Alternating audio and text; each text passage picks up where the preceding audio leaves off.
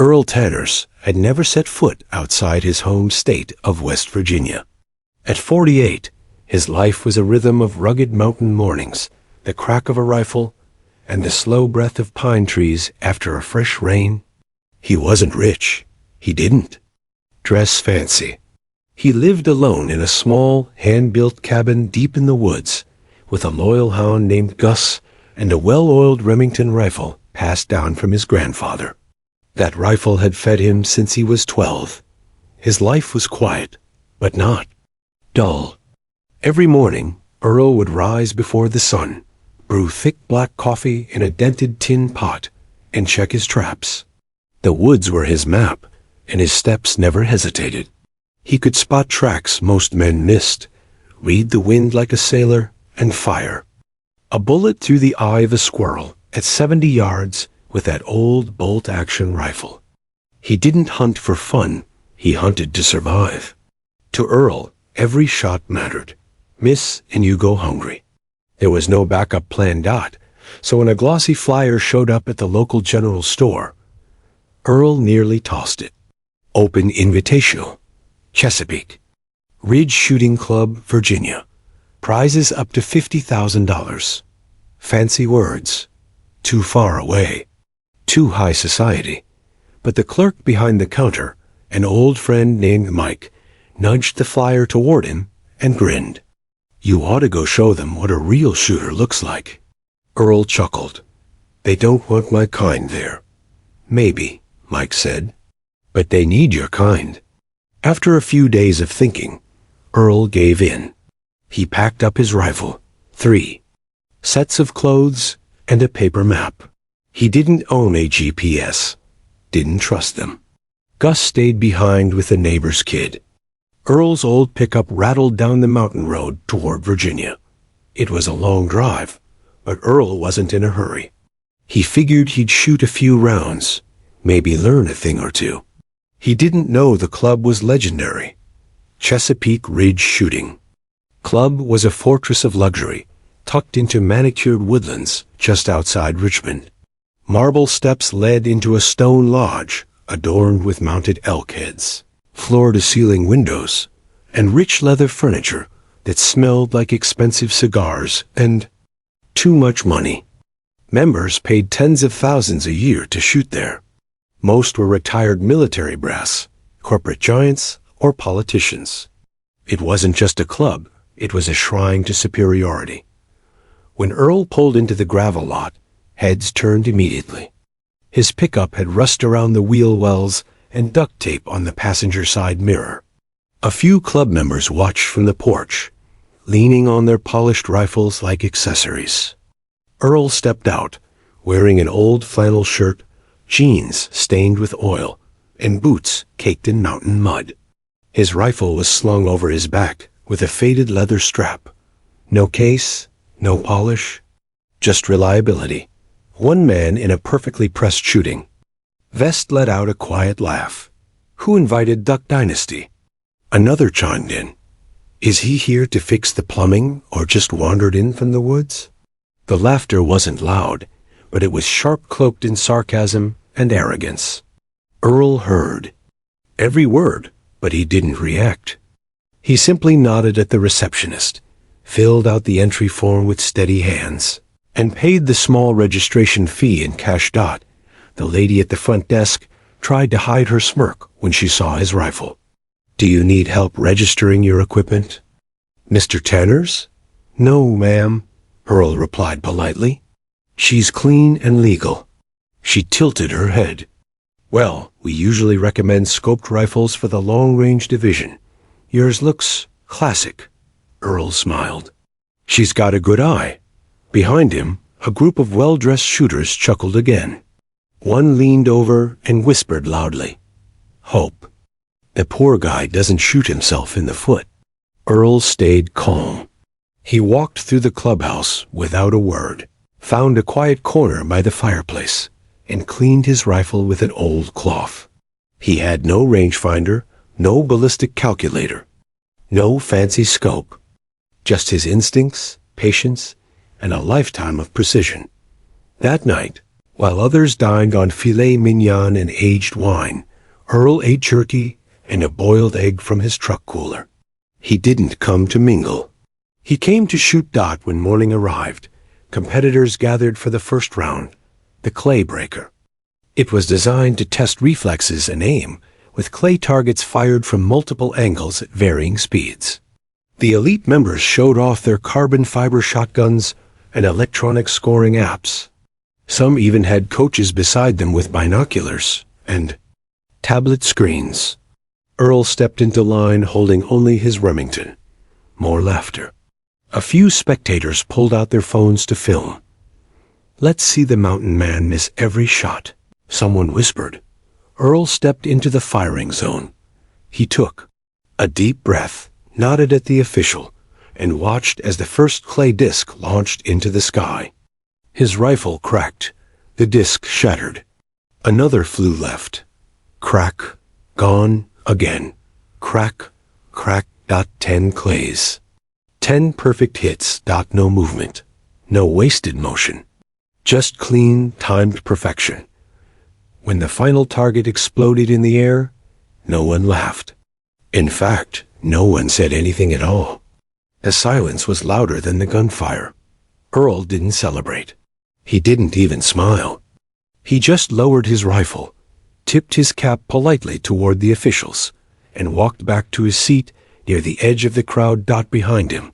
Conversations began to shift. Who is that guy? Where did he learn to shoot like that? Was that luck or something else? Earl sat back down, refilled his thermos with coffee, and waited for the next round. He wasn't finished yet, not by a long shot. The second round was where reputations were made or broken. They called it the Rapid Hawk, a timed stage designed to push even experienced shooters to their limits. Competitors faced 15 targets, all fired at erratic speeds from different stations. The clays came from the left, right, overhead, even rolling along the ground.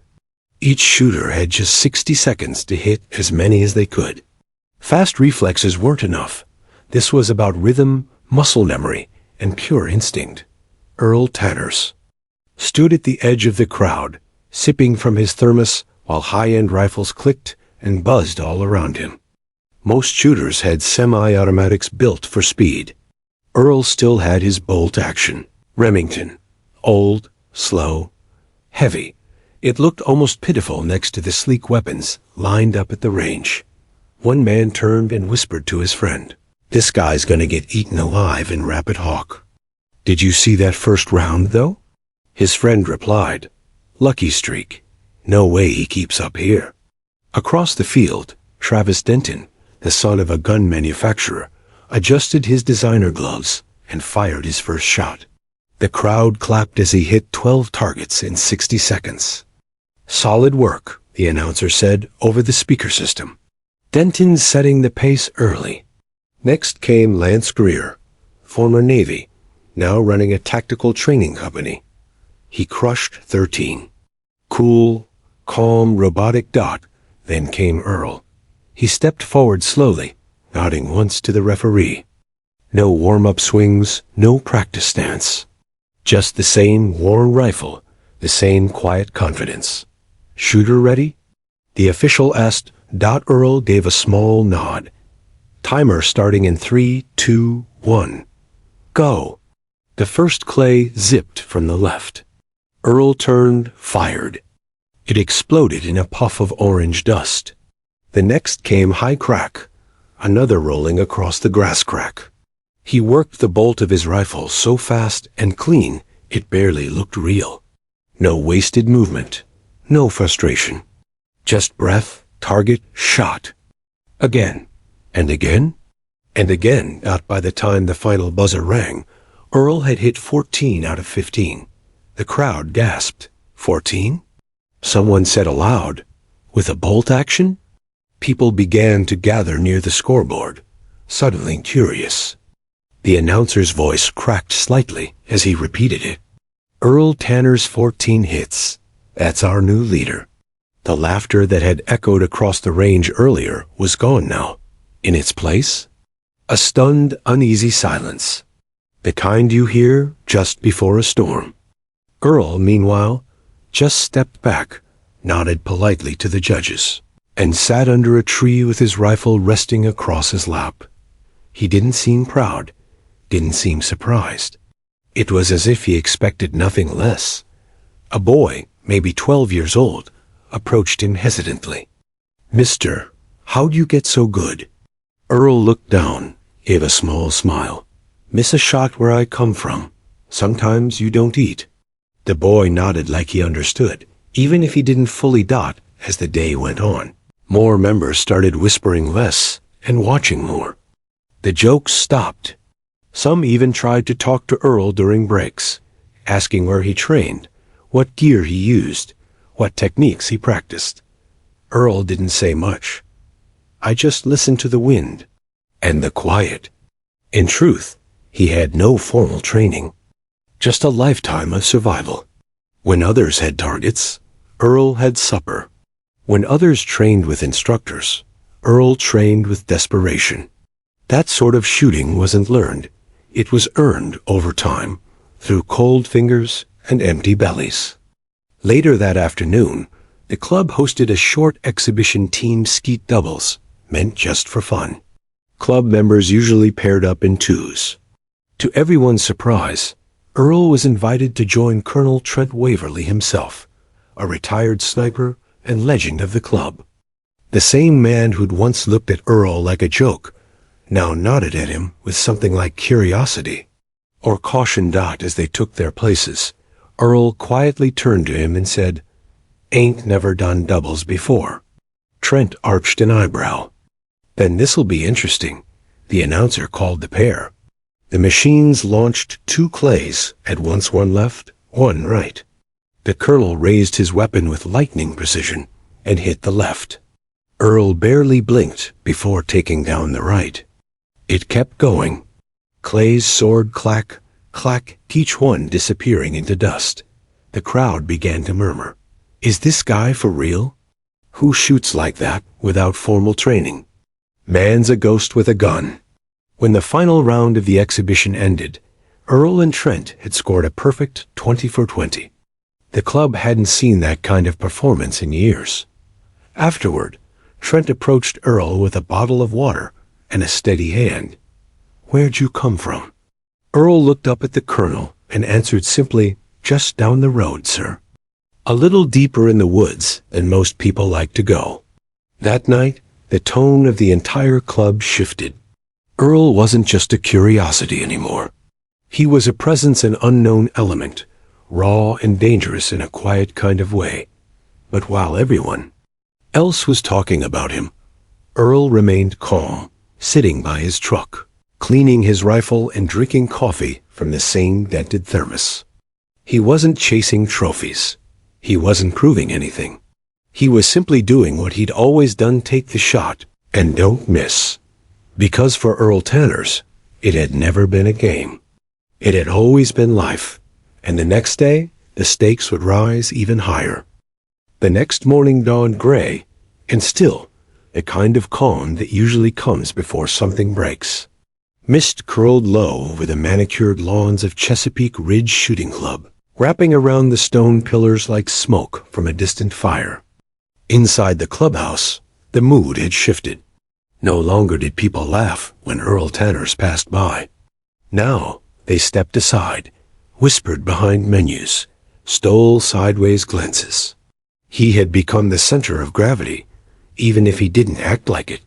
Earl walked in the same way he always had, quiet, unhurried, with his rifle across his back like it belonged there. He still wore the same flannel shirt and boots, scuffed and caked with dried earth.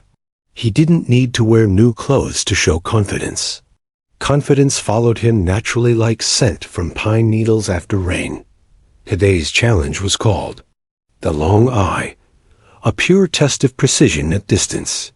Targets at 500, 700, and 900 yards. Each shooter had 3 rounds. Small metal plates barely wider than a fist stood against wind, distance, and time. This was the domain of experts. Digital. Scopes, ballistic calculators, wind meters, everyone brought out the toys today.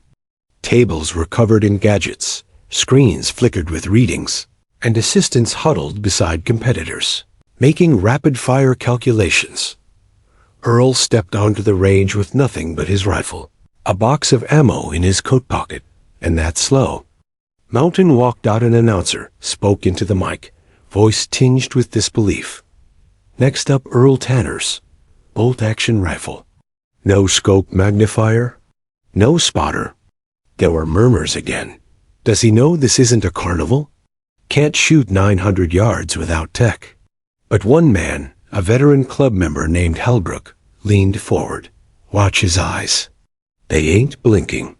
Earl knelt down at the 500-yard mark. His breathing slowed. He didn't measure wind. He felt it. The way it tugged at his shirt. The way the grass blades tilted. He lined up, adjusted instinctively, and squeezed out. The metal rang out clear across the field. First shot hit. Moved the 700-yard mark. This time, the target was swaying slightly. A gust passed. Earl paused, then fired. Another hit. Right through the center dot. Now came the 900-yard shot. Most had missed it earlier. The target was nearly invisible, surrounded by heat shimmer and a light crosswind that no human could fully read, unless you'd spent years watching tree leaves twitch before a storm. Earl didn't flinch. He lay flat, steadied his arm on a rolled-up jacket, and fired. The plate rang like a bell. 3- for -3. No electronics, no calculations. Just him, a rifle, and silence. The judges exchanged glances. Someone in the audience whispered, "Pat, that's not luck." Inside the clubhouse, Colonel Trent Waverly watched with folded arms, saying nothing. Later that afternoon, the leaderboard lit up. One SD place. Earl Tanner's perfect score. Travis Denton threw down his gloves and muttered, "Impossible. No one shoots 900 yards with that kind of rifle." One of the tech assistants replied, "Well, someone just did." Suddenly, people weren't whispering out of mockery anymore. They were whispering because they didn't understand what they were seeing. Earl had defied everything they believed about modern shooting. A journalist from a national outdoor magazine approached him during lunch. "Mr. Tanners, can I ask who trained you?" Earl shrugged. "My granddad. First shot I ever took, I missed a rabbit and got whipped with a willow branch." The journalist chuckled nervously. "Seriously?" Earl looked him straight in the eye. "Dead serious." Word spread quickly across online forums and shooting communities. Country guy destroying elites with old gear. Clips of Earl's shots began circulating. Comments flooded in. Is he ex-military? Where's he been hiding? This guy's the real deal. By the evening, the club felt different. People tried to befriend him, offer him gear, gadgets, even tips. One man gifted him a $6,000 scope. Earl smiled politely. "Appreciate it. But I wouldn't know what to do with it." A few members tried to say he was sandbagging, pretending to be amateur while secretly being pro. But no one could find records of Earl competing in anything before. He was a ghost. A ghost who never missed. That night, around the fire pit, Colonel Waverly finally approached him. He sat beside Earl, both men quiet for a moment, listening to the crickets hum and the firewood crackle. "You're not just good," Waverly said finally. "You're different." Earl nodded slowly. "I shoot, 'cause I had to. There was no trophy waiting if I hit my mark. Just food. Warmth, sometimes life or death." The colonel leaned back. "Most of these boys shoot with money. You shoot with memory." Earl said nothing. They sat like that for a while. Two men from different worlds, bound by the sound of a clean shot. Back inside the lodge, a small group of competitors gathered around the scoreboards. Their numbers had been beaten by someone they had never seen in any competitive circuit. One whispered, "He's making all of us look like amateurs." Another replied, "Maybe we are." The fear in their voices wasn't about losing. It was about realizing that everything they thought mattered: price tags, gear, titles meant nothing compared to raw skill and instinct. And Earl? He was already asleep in his truck cab, wrapped in a flannel blanket, dreaming of trees and trails. He didn't care about rankings, but the club couldn't stop thinking about him, because for the first time in years, the elite were looking over their shoulders, not at war heroes or champions, but at a quiet man from the mountains. Fear wasn't that he'd win. The fear was that he was just getting started. The Chesapeake Ridge Shooting Club had always been a place of quiet dominance, unspoken. Ranks among men who measured success by the weight of their gear, their war stories, or their bankrolls. But now, none of that mattered. Everyone was talking about one thing: Earl Tanner's. The whispers had turned into full-blown obsession. Videos of his flawless long-range shots were being shared online. Some were calling him a ghost shooter. Others believed he was military black ops. One even claimed he was a trick shooter from a traveling circus. Theories spun because the truth was too uncomfortable. Earl was simply better, and he wasn't even trying. On the morning of the fourth day, a printed schedule was posted on the clubhouse wall. Most read it without much thought, until they got to the bottom. A handwritten edition in bold black marker had been added beneath the official events. Sudden Death Showdown. Colonel Trent Waverly V.S. E.A.R.L. Tanner's 2 p.m. A murmur rippled through the building. By now, everyone knew who Waverly was. A retired Army sniper with a wall of medals and 5 consecutive club titles. He was respected, feared, and seen as untouchable within these walls. He had never lost a head-to-head challenge in 10 years. Idea of anyone, let alone a flannel-wearing hunter from nowhere, challenging him was unthinkable. Except it wasn't Earl's idea. The colonel had posted it himself. When asked why, he replied simply, "Because I want to know the truth." At 2 p.m., the crowd was 3 times its usual size. Club members, staff, visitors, even local press gathered. Near the competition field, a dozen folding chairs were set up, but most stood. It felt like a heavyweight fight. The challenge was simple: 5 rounds, 5 targets, same rifle each shot. No scopes, no assistance, just steel nerves and bare eyes. One miss, and you're out. Trent stood tall in military posture, his posture perfect, face stoic.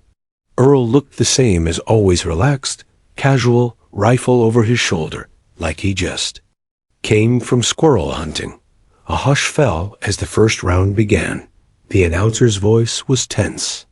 "Colonel Waverly, you're up first." The colonel raised the shared rifle, an iron sight Winchester Model 70. He breathed in, steadied, and fired. The target pinged. Bullseye. A round of applause. Earl stepped forward. Same stance. Same breath. Crack. Another bullseye. Second round. Both hit again. Third. Still perfect. Tension thickened. Even the birds seemed to quiet. In the fourth round, the targets were halved in size. A coin nailed to a post at 150 yards. Trent fired direct hit. The crowd cheered. He nodded firmly and stepped back. Earl adjusted his grip slightly. Wind picked up just a bit. He blinked once, aimed, and pulled the trigger. Clink. Dead center. Now it was the final round. A moving target. A steel disc the size of a teacup sliding across a pulley at 200 yards. Few had ever hit it. Trent took a moment. Adjusted. The air was still. He fired. Clang. He missed. A stunned silence. No one said a word as Earl stepped up. He exhaled through his nose, waited for the right moment, then squeezed the trigger. The disc spun off the pulley, hit clean. The silence was deafening. Then came the gasps, the disbelief, and finally applause. A slow, stunned wave of clapping swept across the crowd. Earl stood still. He didn't raise his hands, didn't smile. He turned toward the colonel, who walked over and extended his hand. "You're the best shot I've ever seen," Trent said. Earl took the handshake. "You're not too far behind." They stood there a moment. Two men from opposite worlds, one built by training and command, the other shaped by dirt roads and wild game. Back at the clubhouse, the whispers took on a different tone. Respect. Awe. Humility. Travis Denton, who had mocked Earl's rifle days before, now stared out the window in silence. "He doesn't even try," he muttered. "Because he doesn't need to," someone replied. Later that night, Earl was invited to a private dinner in the trophy hall.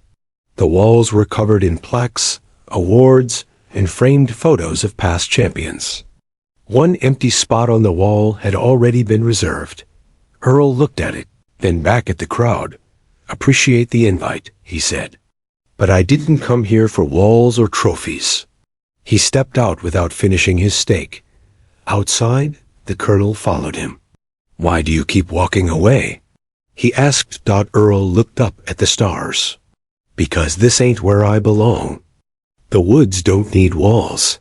And with that, he climbed into his truck, rifle laid gently on the seat beside him, and drove off toward the cabin he called home. But everyone at the club knew the truth now. The elite had been humbled, and the man they laughed at on day one had just become a living legend.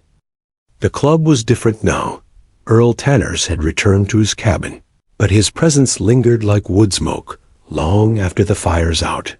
His name was on every tongue spoken with a strange mixture of disbelief and reverence. No one had ever seen anyone quite like him.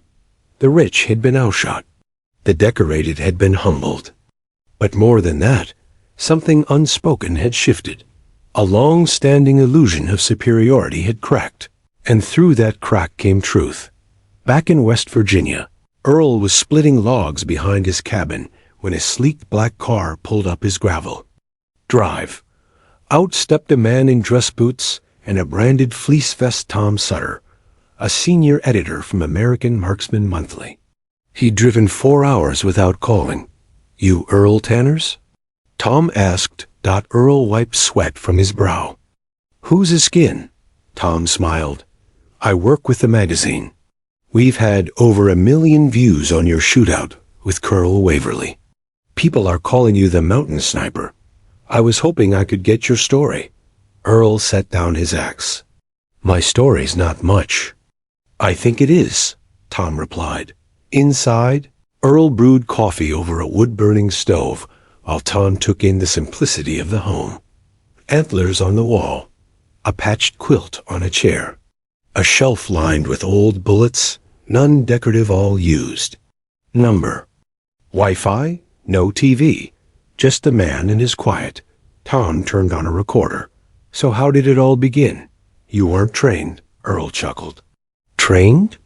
"Nah, when I was 10, my granddaddy handed me that rifle." He gestured to the Remington on the wall. Said, "Miss a squirrel, we go hungry." That was the lesson. Every shot mattered. Every miss had a price. Tom leaned forward. "You never had coaching?" "Only teacher I had was need," Earl said. "You learn different when it ain't a sport." Tom took notes, his hands trembling slightly. "You outshot some of the best in the country. With an old bolt action, no tech. How did you read wind, range, movement?" "I don't read it," Earl said softly. "I feel it." Tom was silent. Earl looked out the window. "You ever notice how birds fly lower before rain? How trees lean when the wind's about to shift? If you live out here long enough, the world starts whispering to you. Most folks are too loud to hear it." That line would become famous. Later that week, American Marksman Monthly released a full article titled "The Quiet Man Who Humbled Giants," featuring Earl's quotes, photos of his cabin, and a video clip of his 900-yard bullseye. The story caught fire. Gun enthusiasts around the country called him a legend. TV networks reached out for interviews. A top-tier scope company offered him $100,000 to endorse the product. Earl turned it all down. "I can't sell what I don't." "Use," he said. Back at Chesapeake Ridge, things had shifted permanently. The colonel, once the untouchable master of the range, now led sessions with humility. "We shoot to survive, not to show off," he'd say. He hung a photo of Earl above the fireplace, a grainy still of him walking away after winning the duel. Younger members started asking questions that had nothing to do with scopes or gear. How do I slow my breath like that? Can I train? With no tech? What does feel the wind mean? The club had grown quieter, more focused. Less show, more skill. One day, Travis Denton approached Waverly. "I watched Earl's interviews." Waverly nodded. "Changed the way you see things?" Travis sighed. "He beat me without trying." "No," Waverly corrected. "He beat you because you were trying too hard." Meanwhile, Earl's days hadn't changed. He still rose before dawn, still hunted only what he needed, still repaired old tools and split logs by hand. Fame never touched him. He didn't want it to. Occasionally, local kids would hike up to see the legend. Earl didn't mind. He'd let them shoot tin cans behind the cabin and talk about patience more than accuracy. One boy asked, "Mr. Tanners, do you ever get scared to miss?" Earl nodded. "Always." "That's why I don't." Word spread that he'd started teaching small workshops for free. No ads, no promotions. Just if you could find his cabin and were respectful, he'd show you a thing or two. A former club member, Sarah Hill, drove up one day with her teenage daughter. "She's good," Sarah said, "but she's impatient. Can you help?" Earl didn't answer. He handed the girl a rifle and pointed to a small bottle 75 yards away. "Hit that," he said. She missed. Again, missed again. Hours passed. 10 shots, no hits, no yelling, no scolding. Just quiet. Finally, on the 11th shot crack, the bottle exploded. Earl smiled. "See? You were listening." Sarah cried on the way home. "She's never been that still in her life," she said. Earl wasn't just teaching aim. He was teaching peace. Back in town, people began saying, "He's not just a shooter, he's a guide." But to Earl, none of that mattered. He still used the same rifle, still drank coffee from the same dented thermos, still sat on the same porch watching shadows move through trees. He didn't need attention. He just needed quiet. Weeks passed, then months. Yet Earl Tanner's legend kept spreading far beyond the valleys of West Virginia. Across shooting clubs, gun ranges, forums, and YouTube channels, people repeated his story like gospel. His name became a symbol of quiet mastery, someone who didn't brag, didn't post videos, didn't chase medals, but still shattered every standard. And as with any legend, imitators started to rise. At shooting clubs from Texas to Montana, shooters began dressing like Earl, flannel shirts, no scopes, bolt-action rifles. Some even grew out beards and called themselves woodsman shooters. But when it came time to aim and fire, the results rarely lived up to the image. One man, known online as Modern Mountain Man, copied Earl's exact setup and posted videos claiming he channeled Earl's technique. He missed half his targets, but blamed the wind. Others began calling themselves the real Earl in forums, even forging photos of old cabins and vintage rifles. They didn't realize the irony. Earl had become famous precisely because he didn't chase fame. Back at Chesapeake Ridge, the club began hosting a new event in Earl's honor, the Tanner's Trials, a yearly no-tech marksmanship challenge. Rules were strict. No scopes, no rangefinders, No weather meters, no second chances. Just instinct, patience, and raw skill. But Earl never showed up. Every year, people waited. Rumors said he might appear as a mystery contestant, but he never came. Colonel Waverly, now semi-retired, always opened the trials with the same words. Earl Tanners taught us something we forgot: real skill doesn't seek applause. But not everyone took that message to heart. One year, a flashy new member named Braden Marsh showed up. Former Marine, competitive shooter, and full of swagger. He claimed he could beat Earl any day of the week. "I train in wind tunnels," he told the press. "I shoot 1,000 yards blindfolded. That mountain guy just got lucky." Waverly warned him gently. "Luck doesn't hit moving steel at 200 yards with iron sights." Braden scoffed. "I'll prove it." He did well at the trials, but missed. His final shot. A gust of wind shifted. He hadn't read it right. It cost him first place. Still, he walked off smiling, posting online, "Earl, anytime. Anywhere. Let's settle it." The post went viral. Millions saw it. Some cheered. Others warned, "You don't call the mountain. It finds you." 3 weeks later, a simple brown envelope arrived at Chesapeake Ridge. Handwritten. No return address. Inside was a short note. "If he wants a lesson, tell him to come find me." E.T. Braden laughed when he read it. Find him? What is this, a treasure hunt? Waverly didn't laugh. He means it. If you want to shoot with Earl, you don't set terms. You walk his road. Braden, stubborn and full of pride, packed his truck with gear and drove to West Virginia. He posted a video. "On my way to meet the legend. I'll make sure the world sees the truth." He wasn't ready for what he found. The first issue was finding Earl. The cabin wasn't marked on any map. GPS didn't work in the hills. Cell signals vanished. Locals gave vague answers like, "Just head north till the trees stop talking." Or, "When the creek splits, follow the one that sings." Braden thought it was a joke until he got lost. For 2 full days, he wandered dirt roads, slept in his truck, and ate gas station snacks. He finally spotted smoke drifting from a forest ridge and followed it.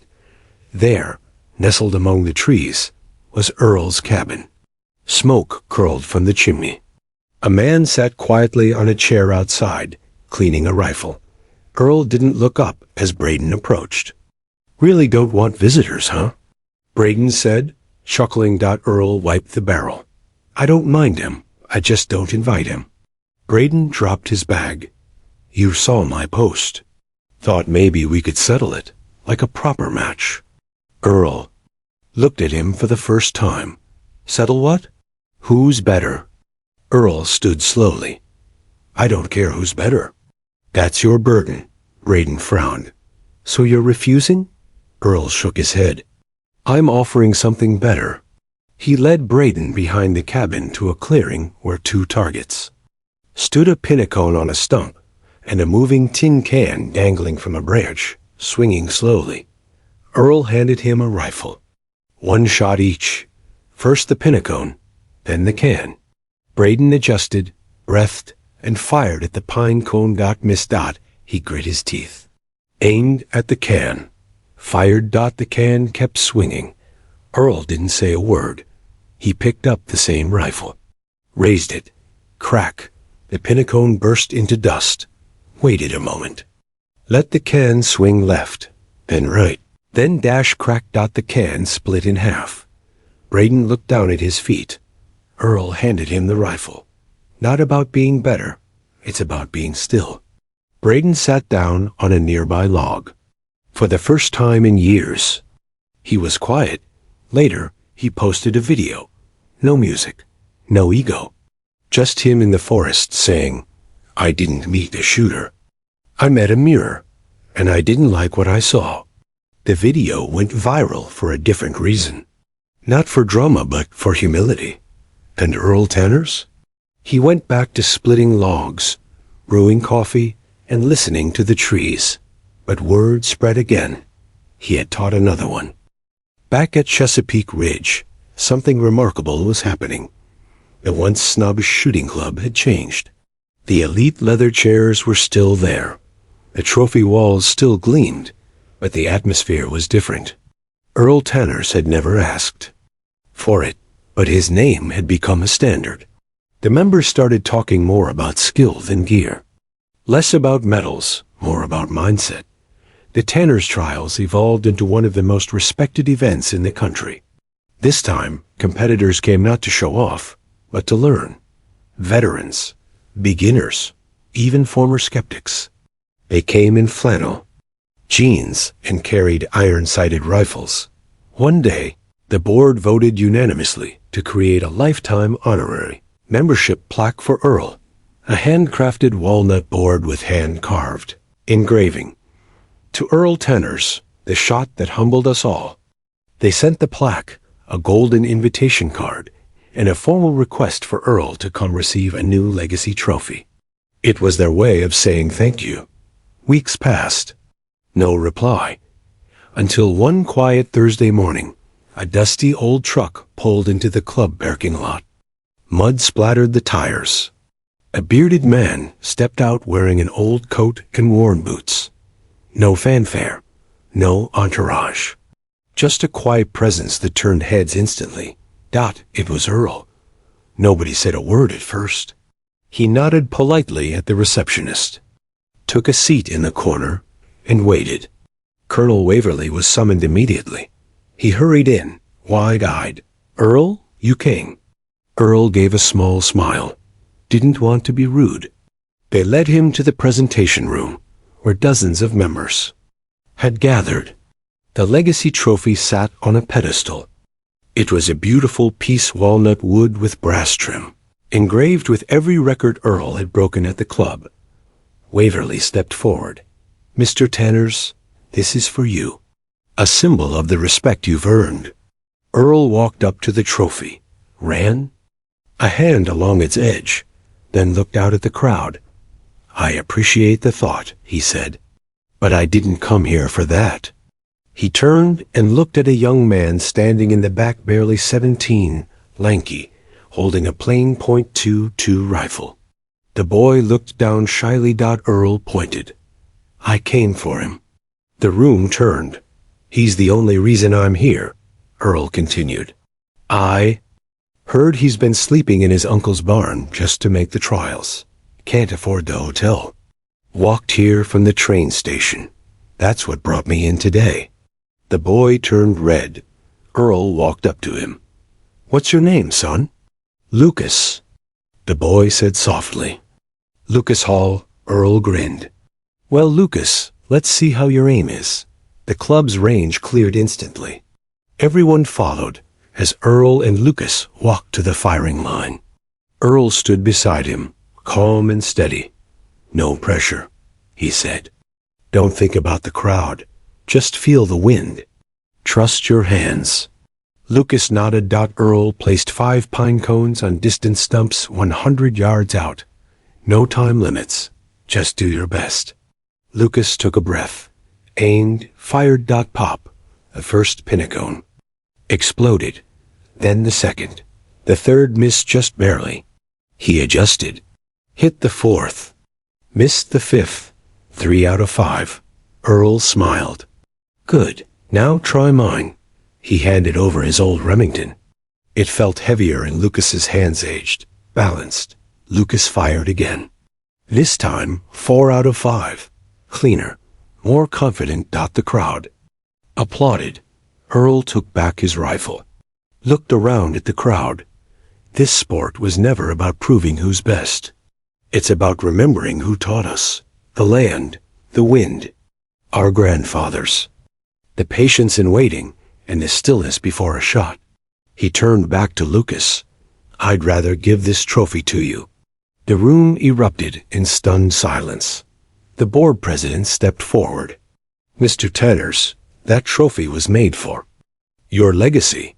Earl interrupted, calm but firm. "Then let it be a legacy, a passing of skill, not an idol." He took a piece of cloth, gently covered the trophy, and wrote on the cloth with a marker, "For the next one who listens more than he speaks." Ethe handed the cloth-covered trophy to Lucas. The young boy was shaking, tears in his eyes.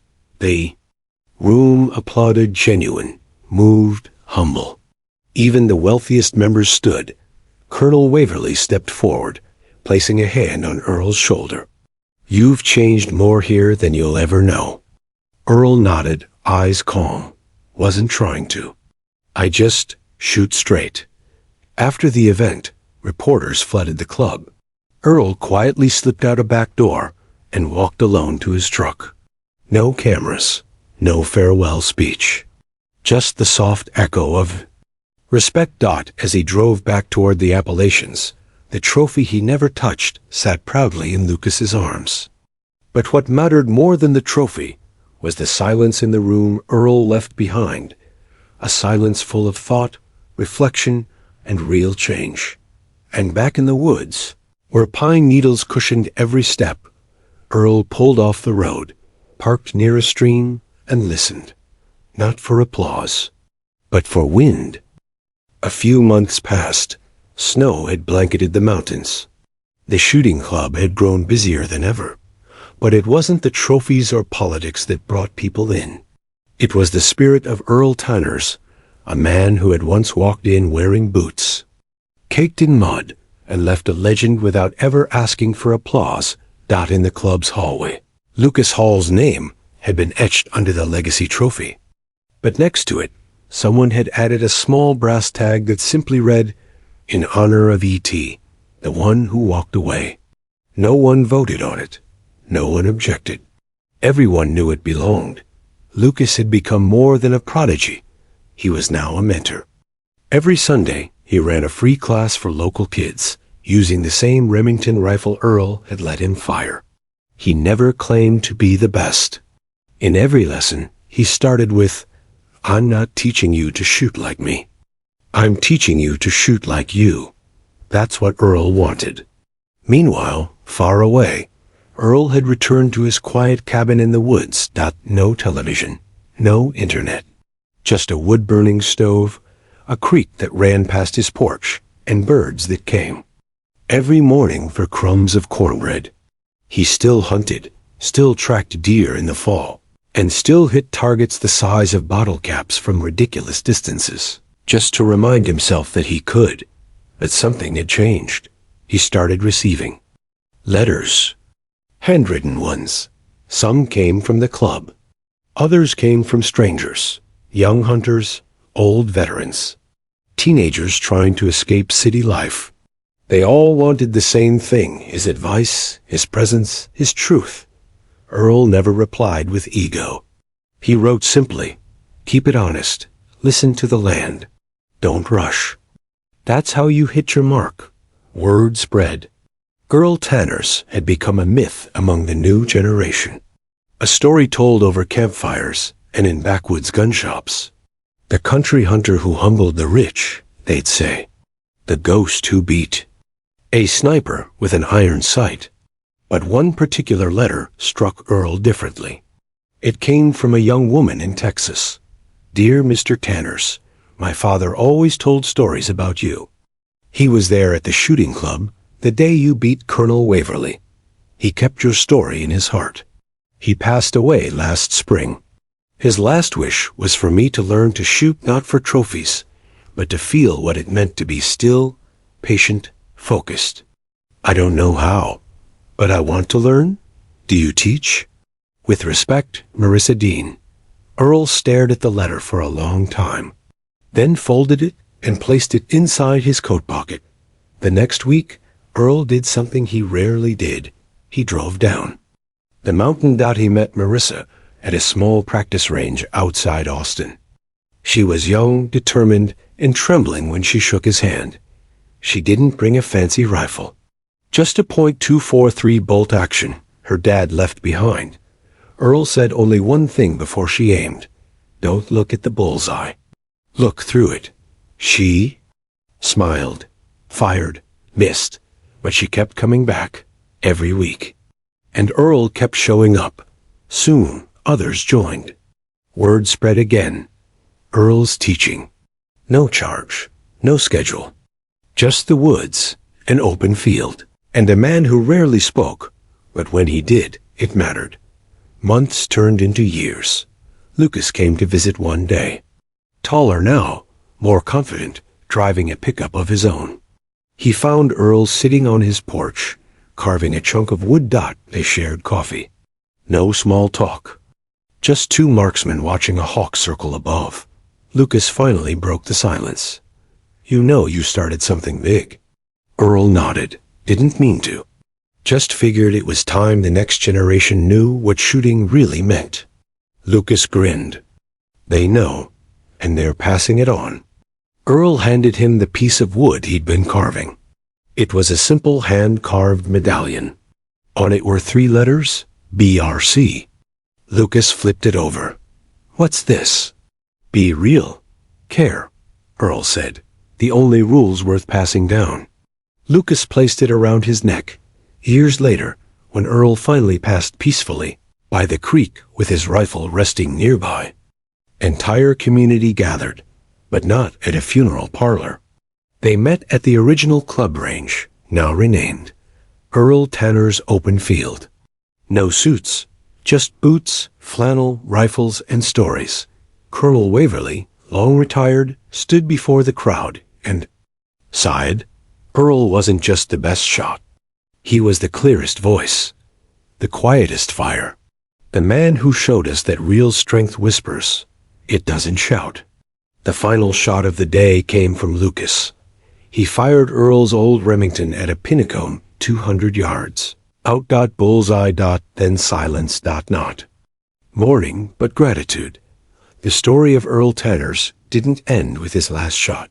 It lived on in every honest aim, in every young shooter who respected the land, and in every whisper that came when someone asked, who was the greatest? And someone answered, you never met Earl, huh?